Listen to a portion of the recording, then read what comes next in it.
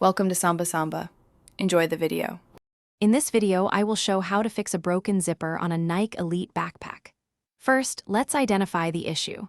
Is it a stuck slider, separated teeth, or a completely missing pull? Understanding the problem is the first step to a successful repair. You'll need a few basic tools, like small pliers or a new zipper slider, depending on the fix.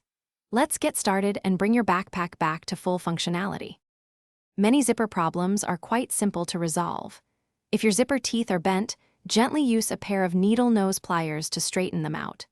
For a sticky zipper, a bit of graphite from a pencil or some wax can work wonders, helping the slider glide smoothly.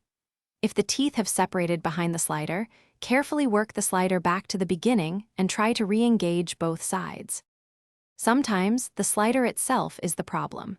To replace it, you'll need to remove the old one, often by cutting a small stitch at the end of the zipper track. Find a new slider that matches your zipper's size. Many backpack zippers are a number 5 or number 8.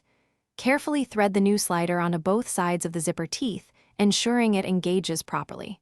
A small stop stitch can secure it. To keep your Nike Elite backpack zippers working smoothly for years, regular maintenance is key. Clean them often with a small brush to remove dirt and debris. Periodically apply a zipper lubricant or even a bar of soap to the teeth to ensure easy movement. Most importantly, avoid overstuffing your backpack, as excessive strain is a primary cause of zipper failure. These simple steps will extend their life.